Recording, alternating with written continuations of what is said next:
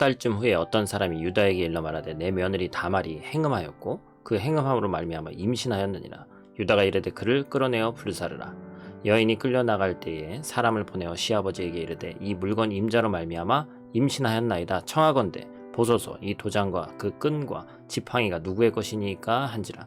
유다가 그것들을 알아보고 이르되 그는 나보다 옳도다. 내가 그를 내 아들 셀라에게 주지 아니하였음이로다 하고 다시는 그를 가까이 하지 아니하였더라. 아멘. 샬롬. 오늘도 하나님의 말씀으로 하루를 시작하신 여러분들에게 하나님의 은혜와 평강이 충만하게 넘치시기를 간절히 축복합니다.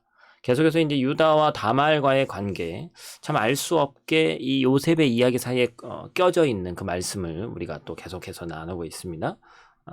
시아버지 유다 그리고 며느리 다말과 어찌 보면 부적절한 그런 관계를 맺은 지 3개월 정도 지나서 이 며느리 다말이 행음해서 임신했다는 소식을 들었습니다. 뭐 지금도 그렇습니다만 고대 가부장적인 사회에서 한 가문의 가장은 그러한 행동을 보고는 뭔가 결정할 수 있는 권한이 있었죠. 당시에는 심지어 가문의 어떤 그런 명예를 실추시켰기 때문에 화형을 선고할 수 있는 또 그런 생사를 주관할 수 있는 그런 위치에 있었단 말이에요. 그래서 유다의 선고는 당시 관습으로 볼 때 당연한 처분이었습니다. 그런데 자신이 어찌 보면 창기와 관계를 맺었고 족장의 권위와 신분의 상징인 인장과 지팡이를 잃어버린 잘못에 대해서는 관대하면서 다말에게는 엄격한 태도를 보이는 거죠. 근데 이제 다말은 그 일이 이제 자신이 이제 죽게 생겼으니까 그것을 알고서 증거로 유다로부터 받아놓은 3개의 약조문을 보내서 이 물건 임자가 누구냐, 그로 인해서 임신했다, 이렇게 얘기하는 겁니다. 그동안 유다는 하나님의 눈을 두려워하기보다는 사람의 시선에 더 신경을 썼죠. 자신의 잘못에 대해서는 반성하지 않으면서 다른 사람의 허물에 대해서는 철저히 판단해 왔습니다. 그런데 오늘 본문은 참 다행히도 다말의 증언 앞에 유다가 회개하는 모습을 볼 수 있습니다. 여러분, 회개가 뭐예요? 바로 자신의 잘못을 깨닫고 시인하는 것이죠. 유다는 지금 다말이 자신보다 옳다, 이렇게 얘기하고 있어요. 다말이 옳은 일을 행했다는 것이 아니라 자신의 잘못보다 다말의 잘못이 상대적으로 더 낫다는 얘기입니다. 그러니까 자기가 더 잘못했다는 얘기를 하는 것이죠. 다말에게 형사 취수제에 의해서 첫째, 둘째 아들이 죽으면 셋째도 줘야 되는 것인데 그것을 주지 않은 것을 인정했다는 것이죠.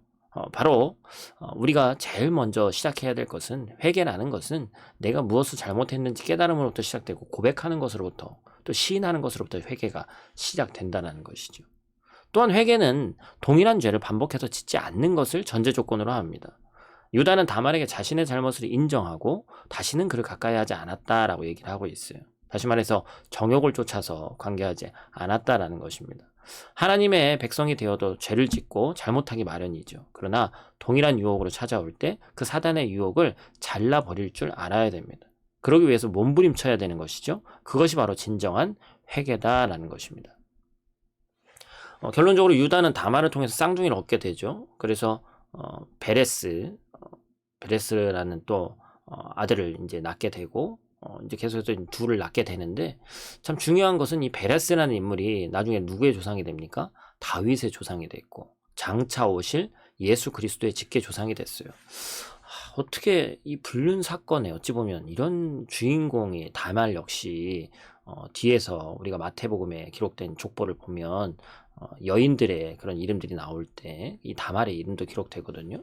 참 이해할 수 없죠. 어떻게 이런 사람이 예수님의 족보에 나올 수가 있고, 예수님이 어찌 됐건 육신의 몸을 가지고 또 태어나셨는데 어떻게 그 씨로 태어나실 수가 있을까? 인간의 머리로는 이해되지 않습니다. 그런데 중요한 사실이 있죠. 하나님은 인간의 죄와 허물로 인해서 하나님의 구원을 변경시키는 분이 아니라는 거예요. 죄악의 어둠을 뚫고 은총의 빛으로 하나님의 뜻을 온전히 이루시는 겁니다. 인간적인 눈으로 보면 베레스는 유다와 며느리 다말 사이에서 부정한 결합으로 출생한 사람이에요.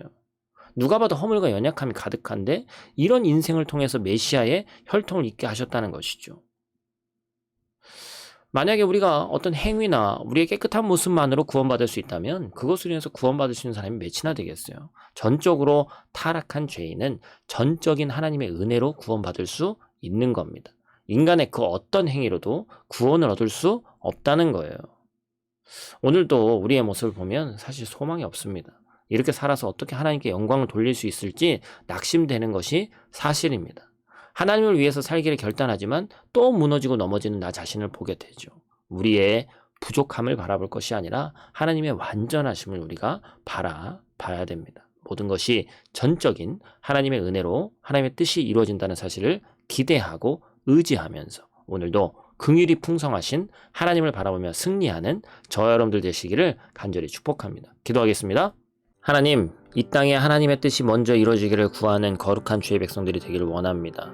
우리가 우리의 잘못을 깨닫고 회개함으로 하나님 뜻대로 발버둥 치며 살려고 하는 그런 사람들을 통해서 하나님의 뜻을 이루신다는 사실을 우리가 기억하고, 우리가 절망과 제약 가운데 있을지라도 낙심하고 넘어져서 끝나는 것이 아니라 하나님의 거룩한 손을 붙잡고 우리를 다시 일으켜 주시는 그 하나님을 의지하며 살아갈 수 있도록 하나님 도와주시옵소서. 하나님의 은혜를 날마다 경험할 수 있도록 도와주시고, 하나님의 은혜로 하나님의 뜻을 이루어가는 것을 우리가 함께 바라보며 날마다 새로워질 수 있는 거룩한 삶을 살아갈 수 있도록 하나님 도와주시옵소서. 오늘 하루도 눈동자와 같이 지킬 줄 믿사오며 예수님 귀하신 이름으로 기도드립니다. 아멘.